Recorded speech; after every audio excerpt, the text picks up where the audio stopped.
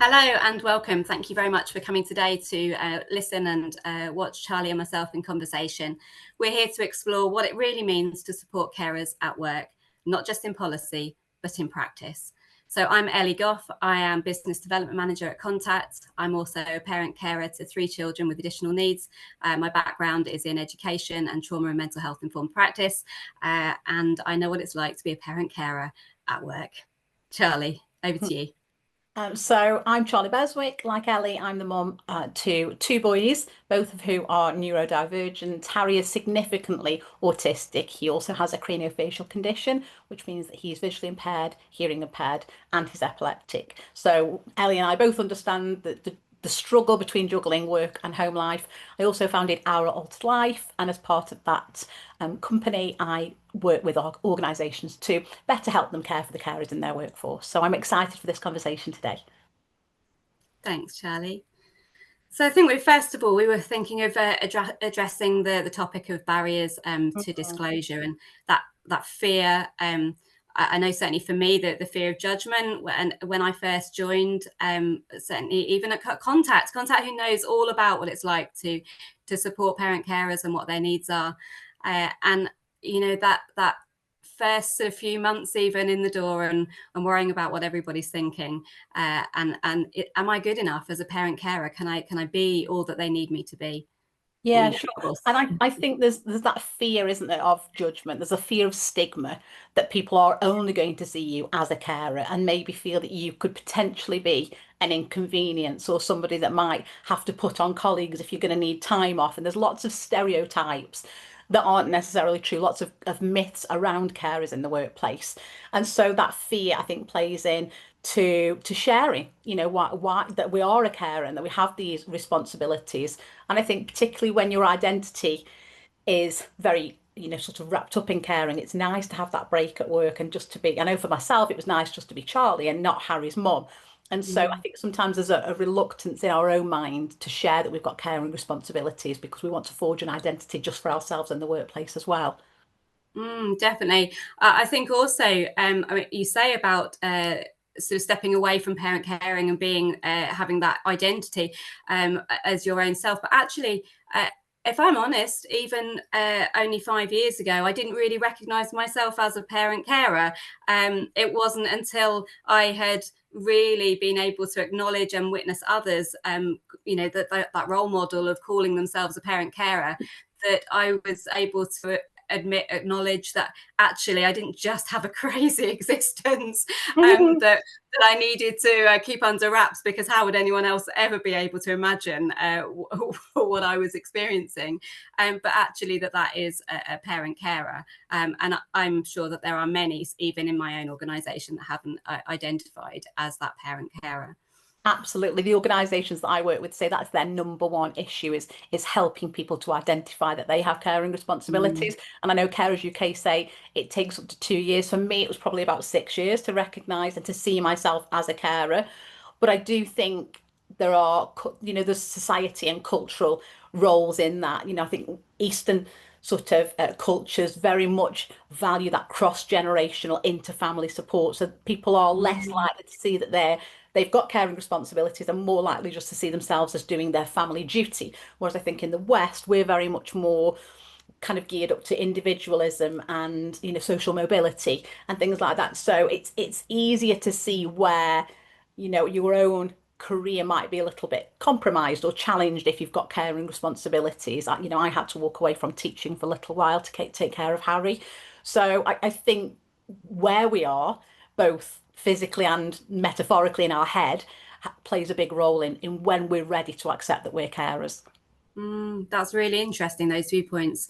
I think as well, there's a piece of work that needs to be done around, those leadership figures in organisations, being that role model, being prepared to be open and disclose what it's like, to be in that caring role, whether a parent carer or any sort of carer, because that really helps people to have that feel safe to be Yeah, I able think to. it sets the tone, doesn't it, for sure? Mm, You know, if you've mm, got leaders that are willing to be vulnerable and come forward and say, I understand what this is like as a life, and I'm still here in a leadership role, we can still be successful and be cared. mhm. We don't have to choose.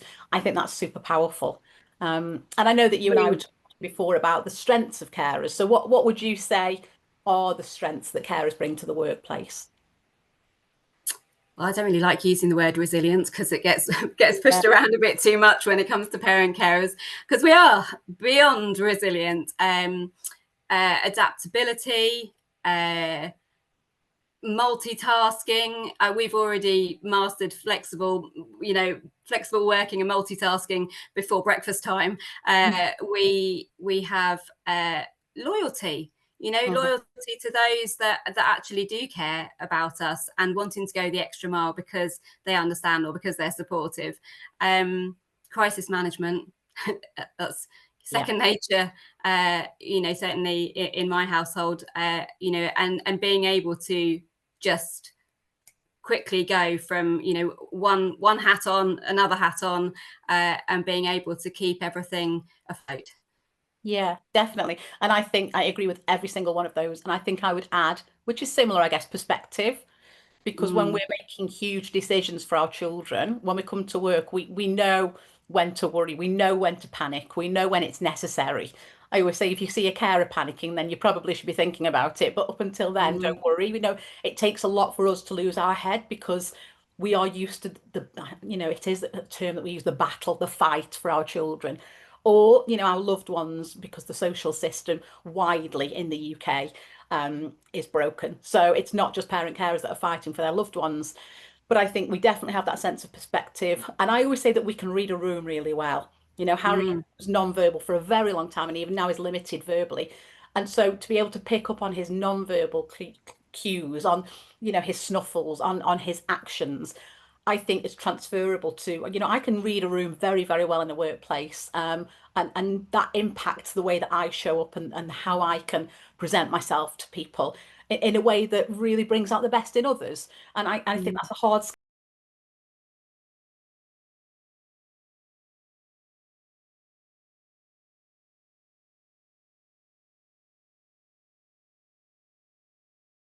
Many panel meetings and things like that where you are you're advocating for your child and their needs amongst many different professionals, and you need to get the outcomes that are needed for your child, and so again that skill set absolutely transferable, and the project management etc that goes with all of that. Yeah, absolutely. Yeah, yeah, outcome driven, definitely. Mm, mm, Um, yeah, absolutely. And I think as well, we people underestimate us a lot. So, like you mentioned, dedication and loyalty, and we bring all of that to a team because a job is more than a role for us. It's as we mentioned, it's our identity, it's our chance to socialize, it's often our respite and our distraction, it's a chance to grow personally and professionally.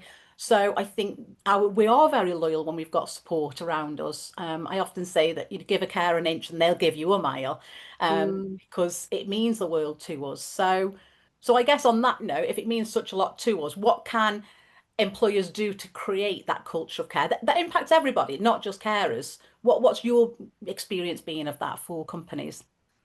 Well, I think that it starts with managers, and all of the sort of the positive inquiries and things that we've had around support and how we can help with parent carers, and their needs to support their families has been from a place of understanding, because it is a manager that has experienced this and is prepared to take the lead. So I think that cultural thing that we were talking about, starting with managers. I think that it's important to be able to invite people, but not force them around disclosure. To be a very open and not out of the ordinary question. Are you a carer? Do you have caring responsibilities? In a that's okay tone. Um, and safe spaces, and that, again, my experience of a positive culture and a desire to do good and change has been around peer support and those networks, and having those, you know, carers affinity groups and parent carer groups within workforces. Yeah, I agree. And I would also think, from my experiences, that I don't want pity. And I also know that people can't solve problems for me. You know, we've had issues with Harry's been in surgeries, he's had extensive surgeries. We've had battles with, you know, the social system. And I know that there is no magic wand that's going to take that away. But I think it's really powerful when somebody can come to you and say, listen, I'm not in your position. I can't imagine what your position is like, but what do you need? What can I Mm. do? I think there's assumption that people will always just say, well, flexible working hours. And yes, that's going to be right for some carers. And actually, other carers won't need the same amount of flexibility. They might just need later starts, earlier finishes. And so I think I'm a big fan of addressing the elephant in the room and kind of just going with, I can't possibly understand what you're going through, but I am here to try and make life at work a little bit easier for you. Mm. That goes such a long way. Definitely. One of the most important and powerful things that was ever said to me by a previous line manager was that she couldn't take away what was going on for me at home and in my home life, but she was able to make a difference at work. And what was it that I needed? And if that was a bit of time away from work in order to be able to do home better so that I can come back to work and be stronger, then that was okay. You know, And giving that permission. how did that impact the way you were at work then? Well, I came back like, well, to be honest with you, that's what drove that, you know, my passion for this element of our work at Contact, you know, Yeah. is being supported in that way, and go, you know, like, wow, you know, and so they're loyal to me to that degree, and absolutely I want to, you know, I want to pay that back and use it as a, you know, as a flag, to be able to wave that flag and say, look, this stuff works. Yeah, absolutely. And I think it's no exaggeration to say that when you've got a supported manager, it's life changing for carers, isn't it? It genuinely is. You know, people use these words quite a lot and throw these terms around, but to know that you've got somebody in your corner when you're the one looking after everybody else, and to know that Mm, people aren't going to judge you and that they are going to be listening with compassion, I think is just so powerful. And like you say, it makes a massive difference. I know when I first started at my secondary school, when I was teaching there, it was a 6-week contract. And, you know, I was a really good teacher. I was good at what I did. I loved what I did. And I went in with, you're gonna have to have some reasonable adjustments with me here. And they were amazing. And it was little things. It wasn't anything massive. It was little things like having my mobile phone on me at all times when the other teachers mm. weren't allowed to. And instead of 6 weeks, I stayed for 7 years. No, so I was just incredibly loyal, loved going. They loved having me there. It just worked for both of us. And I think where managers can reach out with compassion and empathy, I just think it makes a massive difference. So yeah, as you Absolutely, can tell, I'm absolutely. on my soapbox. I'm like, "Oh." Yeah, And so there we have something else as well that's been missed, and that's passion. You yeah, know, absolutely. and Yeah, if you are really dedicated to your place of work because of how they've supported you, then you are going to be passionate about your place of work and singing their praises. And you know absolutely. that, what better accolade than to have your staff going around saying, you know, this is an amazing place to work at. Absolutely. I think it's Stephen Bartlett that talks about invisible PR or silent PR. It's one of those two. It might be Mm, invisible PR. And I agree, you know, the things that people are saying about your organization can make or break a reputation for sure. Um, mm, and there are, you know, there are business benefits, aren't there, to looking after carers as well as moral mm, benefits. So mm. shall we just explain what those are before we? Yeah, sure. So I mean, there's the, I believe it's Carers UK, the 1 in 7 workers, you know, is a carer. Uh, there's a lot of us in every workforce Yeah, we're around, and it's about retention, and it's about productivity, and it's about the moral duty in terms of the families. In our recent survey, we counting the costs at Contact, it was over £21,000 worth of income that was lost to these families because of their caring responsibilities. Many of those families are also having to make that choice about whether or not they have the electricity on to watch Netflix or keep warm, or whether or not it's powering vital equipment that's going to keep their child alive.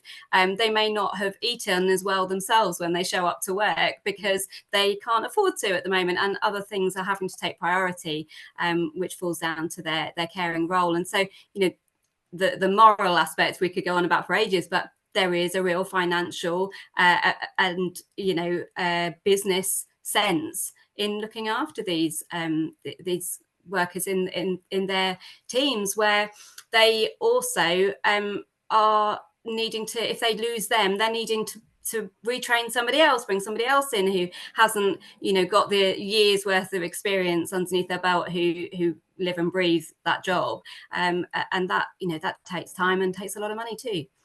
Yeah, definitely. And I know Employers for Carers did a survey, and they spoke to 200 organisations across 3 sectors, all very different, right from SMEs to multinational organisations. And they said that where organisations were supporting carers, they saw a 93% increase in staff morale and loyalty, which makes sense considering what we've just discussed. And they saw a 55% overall cost saving. So that will be in the areas of, retention and recruitment, advertising, but also unplanned absences and time off and things like that. When we've got the space and when we've got the permission to show up as ourselves and explain things, we can plan for things in a way that you can't always when you're coming to work feeling like you're living a double life and you can't share things all the same. So I think and I think from a carer's perspective, the relief of being able to share your whole self means that you're not going to be susceptible to things like burnout, anxiety, depression, and all of those things because you're hiding such a huge part of who you are. But you're right. Some people won't want to disclose all of their lives. I'm an oversharer. So I just tell everybody everything, whether they want to know or not, to be honest. But other people aren't like that. They, for whatever reasons, whether that's privacy, dignity of the people they're caring for.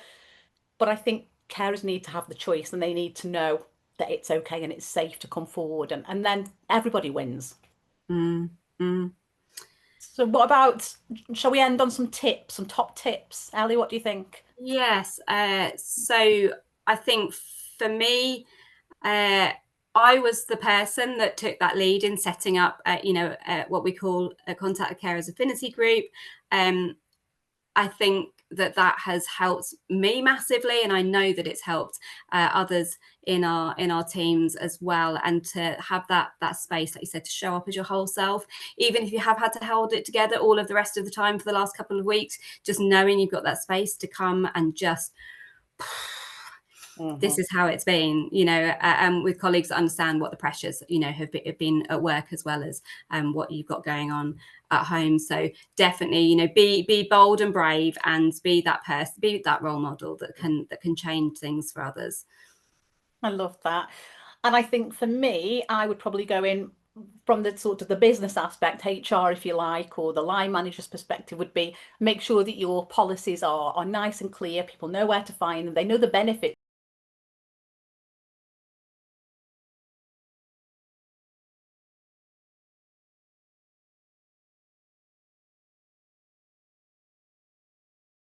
And I think empowering line managers to have what can sometimes be really sensitive conversations is really powerful.